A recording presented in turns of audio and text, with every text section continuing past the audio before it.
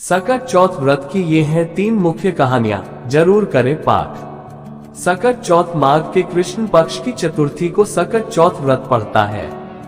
इस दिन माताएं संतान की लंबी आयु के लिए निर्जल व्रत रखती हैं। यह व्रत संतान के जीवन में आने वाली हर संकट और बाधा से उन्हें बचाता है। माघ के कृष्ण पक्ष की चतुर्थी को सकट चौथ व्रत पड़ता है। इस दिन माताएं संतान की लंबी आयु के लिए निर्जल व्रत रखती हैं। यह व्रत संतान के जीवन में आने वाली हर संकट और बाधा से उन्हें बचाता है। इस दिन संकट हरण गणेश जी का पूरे विधि विधान के साथ पूजन किया जाता है।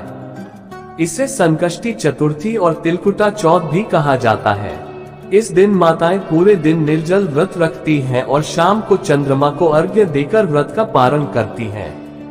शाम को चंद्रोदय के दर्शन कर पूजा में दूर्वा, शकरकंद, गुड़ और तिल के लड्डू चढ़ाए जाते हैं। दूसरे दिन सुबह सकट माता पर चढ़ाए गए पकवानों को प्रसाद रूप में ग्रहण किया जाता है। तिल को भूनकर गुड़ के साथ कूट लिया जाता है। तिलकुट का पहाड़ बनाया जाता है। कहीं कहीं तिलकुट का बकरा भी बनाया जाता है। पूजन कर सभी में प्रसाद वितरित किया जाता है। पूजन के बाद माताएं सकट चौथ व्रत कथा सुनाती हैं। मान्यता है कि सकट चौथ व्रत में बिना व्रत कथा सुने या पढ़े व्रत का फल नहीं मिलता है। ज्योतिष विद्वानों के अनुसार सकट चौथ का व्रत बिना व्रत कथा के अधूरा माना जाता है। इस व्रत को लेकर कई कहानियां प्रचलित हैं, जिसमें बुढ़िया माई की कहानी, भगवान श्री गणेश से जुड़ी कथा और माता पार्वती व भगवान शंकर आदि से जुड़ी कहानियां सुनी जाती हैं। सकट चौथ व्रत कथा इससे पीछे ये कहानी है कि मां पार्वती एक बार स्नान करने गईं। स्नानघर के बाहर उन्होंने अपने पुत्र गणेश जी को खड़ा कर दिया और उन्हें रखवाली का आदेश देते हुए कहा कि जब तक मैं स्नान कर खुद बाहर न आऊं, किसी को भीतर आने की इजाजत मत देना। गणेश जी अपनी मां की बात मानते हुए बाहर पहरा देने लगे। उसी समय भगवान शिव माता पार्वती से मिलने आए, लेकिन गणेश भगवान ने उन्हें दरवाजे पर ही कुछ देर रुकने के लिए कहा। भगवान शिव ने इस बात से बेहद आहत और अपमानित महसूस किया। गुस्से में उन्होंने गणेश भगवान पर त्रिशूल का वार किया, जिससे उनकी गर्दन दूर जा गिरी। स्नानघर के बाहर शोरगुल सुनकर जब माता पार्वती बाहर आई तो देखा कि गणेश जी की गर्दन कटी हुई है। ये देखकर वो रोने लगी और उन्होंने शिव जी से कहा कि गणेश जी के प्राण फिर से वापस कर दें। इस पर शिव जी ने एक हाथी का सिर लेकर गणेश जी को लगा दिया। इस तरह से गणेश भगवान को दूसरा जीवन मिला। तभी से गणेश की हाथी की तरह सूंड होने लगी।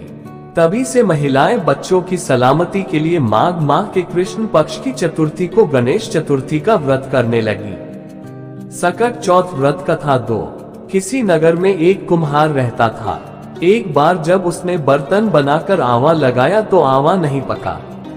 परेशान होकर वह राजा के पास गया और बोला कि महाराज, न जाने क्या कारण है कि आवा पक ही नहीं रहा है। राजा ने राजपंडित को बुलाकर कारण पूछा। राजपंडित ने कहा, हर बार आवा लगाते समय एक बच्चे की बलि देने से आवा पक जाएगा। राजा का आदेश हो गया। बलि आरंभ हुई। जिस परिवार की बारी होती वह अपने बच्चों में से एक बच्चा बलि के लिए भेज देता। इस तरह कुछ दिनों बाद एक बुढ़िया के लड़के की बारी आई। बुढ़िया के एक ही बेटा था तथा उसके जीवन का सहारा था, पर राजाज्ञा कुछ नहीं देखती। दुखी बुढ़िया सोचने लगी, मेरा एक ही बेटा है, वह भी सकट के दिन मुझसे जुदा हो जाएगा। तभी उसको एक उपाय सूझा। उसने लड़के को सकट की सुपारी तथा दूध का बीड़ा देकर कहा, भगवान का नाम लेकर आवा में बैठ जाना। सकट माता तेरी रक्षा करेगी। सकट के दिन बालक आवा में बिठा दिया गया और बुढ़िया सकट माता के सामने बैठकर पूजा प्रार्थना करने लगी। पहले तो आवा पकने में कई दिन लग जाते थे, पर इस बार सकट माता की कृपा से एक ही रात में आवा पक गया। सवेरे कुम्हार ने देखा तो हैरान रह गया। आवा पक गया था और बुढ़िया का बेटा जीवित व सुरक्षित था। सकट माता की कृपा से नगर के अन्य बालक भी जी उठे। ये देख नगरवासियों ने माता सकट की महिमा स्वीकार कर ली। तब से आज तक सकट माता की पूजा और व्रत का विधान चला आ रहा है। सकट चौथ व्रत कथा 3। एक बुढ़िया थी, वह बहुत ही गरीब और दृष्टिहीन थी। उसके एक बेटा और बहू थे। वह बुढ़िया सदैव गणेश जी की पूजा किया करती थी। एक दिन गणेश जी प्रकट होकर उस बुढ़िया से बोले, बुढ़िया माँ तू जो चाहे सो मांग ले। बुढ़िया बोली, मुझसे तो मांगना नहीं आता, कैसे और क्या मांगू। तब गणेश जी बोले, अपने बहू बेटे से पूछकर मांग ले। तब बुढ़िया ने अपने बेटे से कहा, गणेश जी कहते हैं तू कुछ मांग ले, बता मैं क्या मांगू। पुत्र ने कहा, माँ तू धन मांग ले। बहू से पूछा तो बहू ने कहा, नाती मांग ले। तब बुढ़िया ने सोचा कि ये तो अपने अपने मतलब की बात कह रहे हैं। अतः उस बुढ़िया ने पड़ोसिनों से पूछा तो उन्होंने कहा, बुढ़िया तू तो थोड़े दिन जिएगी, क्यों तू धन मांगे और क्यों नाती मांगे। तू तो अपनी आंखों की रोशनी मांग ले, जिससे तेरी जिंदगी आराम से कट जाए। इस पर बुढ़िया बोली, यदि आप प्रसन्न हैं, तो मुझे 9 करोड़ की माया दें, निरोगी काया दें, अमर सुहाग दें, आंखों की रोशनी दें, नाती दें, पोता दें और सब परिवार को सुख दें और अंत में मोक्ष दें। ये सुनकर तब गणेश जी बोले, बुढ़िया माँ तुमने तो हमें ठग लिया।